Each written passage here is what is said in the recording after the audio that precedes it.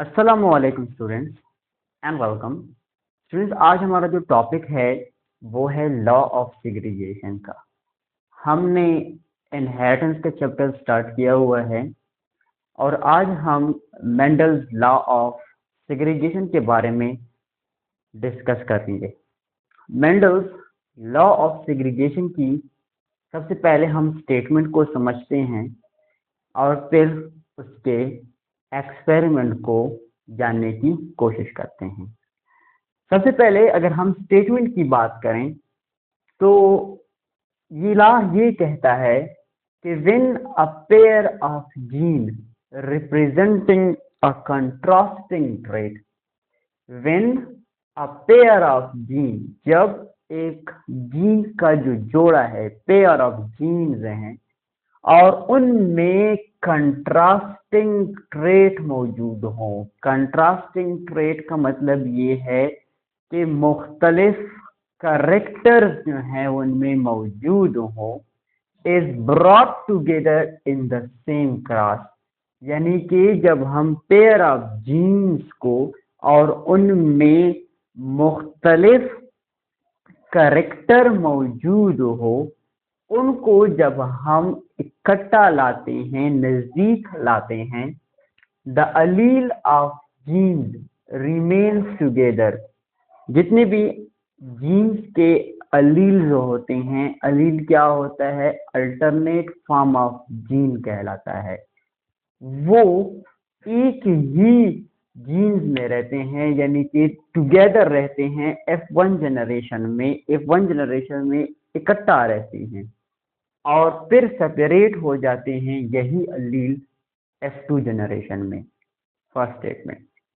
या इसको हम इस तरह डिफाइन कर सकते हैं, द पेयर्ड जीन्स, हमेशा जीन्स जो है वो पेयर फॉर्म में होती हैं और उसके साथ अपनी एक एग्जैक्ट कॉपी होती है। मतलब ये है, अगर हमारे पास एक जीन है, टालनेस के लिए रिप्रेजेंट कर रहा है, टाल करेक्टर को, तो उसके साथ इसका एक और पेयर होगा, वो टाल भी हो सकता है और ड्वार्फ भी हो सकता है। तो द पेयर्ड जीन्स, जो पेयर्ड जीन्स हैं, जो अलील्स हम उसे कहते हैं, आर सेपरेटेड। जो पेयर्ड जीन्स होते हैं वो एक दूसरे से सेपरेट होते हैं, अलग होते हैं। कब? जब हमारे पास गैमीट्स का बनना होता है। जब गैमीट्स बन रहे होते हैं तो उस दौरान जो पेयर्ड जीन्स के अलील होते हैं या पेयर्ड जीन्स होते हैं वो क्या हो जाते हैं? सेपरेट होते हैं gamete formation. And each gamete receive, और हर जो गैमीट है वो रिसीव करेगा, हासिल करेगा एक या दूसरा अलील, लेकिन दोनों एग्जैक्टली दोनों अलील जो है उसमें मूव नहीं कर सकते। एक के साथ एक ही जो है वो अलील जो है वो मूव करेगा, दोनों एग्जैक्टली जो है वो एक गैमीट्स में मूव नहीं कर सकते। तो ये हमारे पास स्टेटमेंट थी लॉ ऑफ सेग्रीगेशन की। अब लॉ ऑफ सेग्रीगेशन को एक्सपेरिमेंट किया था मेंडल्स ने, और इसने ये एक्सपेरिमेंट किया था किस चीज पे? पी प्लांट पे। अच्छा, इस जो लॉ ऑफ सेग्रीगेशन है इसको क्या कहा जाता है? मानो हाइब्रिड क्रॉस कहा जाता है। मानो हाइब्रिड क्रॉस का मतलब ये है, जब हम the cross between two parent, दो पेरेंट्स के दरमियान जो क्रॉस हो और उसमें हम एक करेक्टर को देखना चाहते हैं, एक डिफरेंट करेक्टर को देखना चाहते हैं, तो वो क्या कहलाएगा? आपका मानो hybrid cross. The cross between two parent which differ only in one character, यानी कि एक करेक्टर भी बेस पे जब हम क्रॉस कर रहे होते हैं उसको जानने की कोशिश करते हैं, तो वो क्या कहलाएगा? आपका मानो हाइब्रिड क्रॉस। लेट्स सपोज अगर हम पी प्लांट की शेप की बात करें तो एक शेप है उसका राउंड है या रिंकल्ड है। अब राउंड या रिंकल्ड, ये एक करेक्टर है। अब इस करेक्टर की बेस पे हम या राउंड शेप देखेंगे या शेप की बात करेंगे, तो इसमें हम राउंड या रिंकल के प्लांट्स को लेंगे। ये एक करेक्टर जो है वो इसमें स्टडी करेंगे। तो ऐसे करेक्टर को क्या कहा जाएगा? Monohybrid cross. Dihybrid cross का मतलब ये है कि इसमें हम शेप को भी देखें या हाइट को भी देखें, तो कितना टाल है और कितना जो है उसका शेप है। टाल हो सकता है, ड्वार्फ हो सकता है, साथ में अगर हम उसकी शेप की बात करें तो वो राउंड हो सकती है, रिंकल हो सकती है। तो ये दो करेक्टर जब एट सेम टाइम हम स्टडी करेंगे तो वो आपका क्या कहलाएगा? Dihybrid cross. जब एक करेक्टर एट सेम टाइम हम स्टडी करेंगे तो वो कहलाएगा आपका मोनो हाइब्रिड क्रॉस। अब मेंडल्स ने क्रॉस किया ट्रू ब्रीडिंग प्लांट, यानी कि होमोजाइगस प्लांट्स को लिया। होमोजाइगस का मतलब ये है कि जो दोनों एलील हैं वो एक जैसे हों, सिमिलर हों। तो जो मेंडल ने एक्सपेरिमेंट किया था उसने होमोजाइगस प्लांट्स को, टाल पी प्लांट्स को लिया और होमोजाइगस ड्वार्फ पी प्लांट्स को उन्होंने लिया और उनको उन्होंने नाम दिया पेरेंटल जनरेशन। यानी कि एक टाल टी प्लांट लिया और फिर एक ड्वार्फ टी प्लांट लिया। दोनों के जो हमारे पास एलील थे वो क्या थे? एक जैसे थे, होमोजाइगस थे। और इस जनरेशन को उन्होंने नाम दिया पी जनरेशन, और पी का मतलब है पेरेंटल जनरेशन। फिर क्या हुआ? फिर जितने भी ऑफस्प्रिंग्स ऑब्टेन हुए थे नेक्स्ट जनरेशन में, जब पी प्लांट्स की आपस में उन्होंने क्रॉस कर ली कि पेरेंटल ऑर्गेनाइजेशन, इनके पेरेंटल जनरेशन की जब उसने क्रॉस किया तो उससे जो जनरेशन आए उस जनरेशन को कहा जाता है F1 जनरेशन। और ये जो F1 जनरेशन थे ये सारे के सारे क्या थे? हमारे पास टाल थे। यानी कि जब इसने एक टाल पी प्लांट को एक ड्वार्फ पी प्लांट के साथ क्रॉस किया तो उसकी वजह से जो जनरेशन आया, यानी कि सीरियल जनरेशन आया। सीरियल का मतलब होता है सन, यानी कि उनके जो बच्चे पैदा हुए वो सारे के सारे क्या थे? हमारे पास टाल थे। फिर इसने मेंडल ने ये सोचा कि जो एक मैंने टाल प्लांट लिया, एक ड्वार्फ प्लांट लिया, लेकिन जितनी भी हमारे पास ऑफस्प्रिंग्स आए हैं वो टाल हैं, तो ये जो ड्वार्फनेस का करेक्टर है वो कहाँ गया? तो इसको ढूंढने के लिए उसने क्या किया कि F1 जनरेशन जो हमारे पास ना पेरेंटल जनरेशन से आए थे, तो उसने क्या किया? F1 जनरेशन प्लांट को आपस में सेल्फ फर्टिलाइज किया, F1 को F1 के साथ क्रॉस किया। जब F1 को F1 के साथ क्रॉस किया तो इसके बाद जो है उसे कुछ टाल प्लांट्स आए उसके पास और कुछ जो है वो ड्वार्फ प्लांट्स जो हैं उसके पास आए, और कुछ जो है वो हाइब्रिड थे, कुछ जो है वो ओरिजिनल थे। इसने किस तरह किया? लेट्स सपोज ये हमारे पास ग्राफिकल रिप्रेजेंटेशन है Mendel's law of segregation. Mendel ने एक टाल कैपिटल टी टाल प्लांट लिया, टी प्लांट, और एक ड्वार्फ स्मॉल टी प्लांट ली, फीमेल की बात करता हूँ। तो इस जनरेशन को इसने नाम दिया पेरेंटल जनरेशन।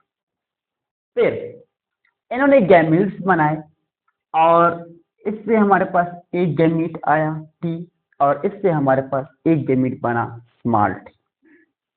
फिर इनकी गैमीट्स की आपस में जब उसकी गैमीट्स की क्रॉस की तो इसकी, यानी कि इसको जब इसके साथ क्रॉस किया तो इससे हमारे पास जो ऑफस्प्रिंग आए वो कैपिटल टी स्मॉल टी का मिक्सअप था, यानी कि हाइब्रिड थे। क्या थे? Hybrid organism. हाइब्रिड थे और तमाम के तमाम जो ऑफस्प्रिंग थे वो टाल थे, क्योंकि कैपिटल टी ने मास्क किया था जो करेक्टर था इस चीज का, स्मॉल टी का। यानी कि कैपिटल टी उसमें डोमिनेंट हुई और ये जो स्मॉल टी है वो ड्वार्फ रेसेसिव बन गई। अब जब उसने ये देखा कि तमाम ऑफस्प्रिंग जो F1 जनरेशन है वो सारे के सारे टॉ हैं, तो उसके बाद इसने क्या किया कि इसी F1 जनरेशन को आपस में क्रॉस किया, capital T small T, capital T small T, इसको आपस में क्रॉस किया। तो इसकी क्रॉसिंग की वजह से जो हमारे पास ऑफस्प्रिंग आए उनकी डिटेल कुछ यूं है। इससे हमारे पास एक गैमीट बना, इससे हमारे पास एक गैमीट बना, इससे हमारे पास एक गैमीट बना, इससे हमारे पास एक गैमीट बना। अब इसको हम चेकरबोर्ड के जरिए, एक चेकरबोर्ड है, हम देखते हैं कि कितने नंबर ऑफ गैमीट्स हमारे पास बने और कौन कौन से टाइप थे उसके, जीनोटाइप क्या है, फेनोटाइप क्या है। ये हमारे पास capital T small T, capital T small T, this is male, this is female. अच्छा, capital T gives capital T capital T, capital T small t gives capital T small t, small t capital T gives capital T small t, और small t multiply by small t gives small t। तो जब ये हमारे पास cross आया तो इससे ये साबित हुआ कि फिनोटाइपिकली जो हमारे पास जाहिरी तौर पर जितनी भी प्लांट्स थे, टी प्लांट्स हों, वो ये हमारे पास टाल है, ये भी टाल है, ये भी टाल है। तो फिनोटिपिकली 3 प्लांट्स जो हैं वो हमारे पास टाल हैं और एक प्लांट जो है वो हमारे पास ड्वार्फ है।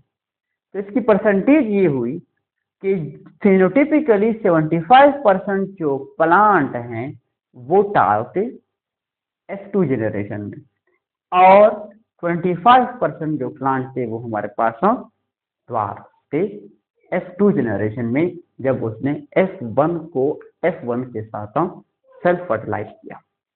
जीनोटाइप रेशियो, जेनेटिक मेकअप की बात करें तो इसमें हमारे पास एक प्योर टाल प्लांट था, लेट्स सपोज ये है, एक प्योर ड्वार्फ प्लांट था, लेट्स सपोज ये है टीटी, और 2 हाइब्रिड थे जिसमें टाल और ड्वार्फ के दोनों कैरेक्टर मौजूद थे। तो ये हमारे पास जीनोटाइपिक रेशियो है किस चीज का, और ग्राफिकल रिप्रेजेंटेशन है लॉ ऑफ सेग्रीगेशन का। तो स्टूडेंट्स, गैमीट्स को निकालने का भी एक ट्रिक है। गैमीट्स निकालने के लिए आपको फार्मूला ये है कि 2s to power n, 2s to power n, यानी कि लेट्स सपोज अगर हमारे पास 2 होमोजाइगस कैरेक्टर्स हैं, टी टी है, तो इसमें ये n का मतलब होता है हाइब्रिड कैरेक्टर। क्या? हाइब्रिड कैरेक्टर, या इसको आप यूं कह सकते हैं कि इट इज कॉल्ड एज वो यू नो दैट हेट्रोजाइगस। क्या? हेट्रोजाइगस।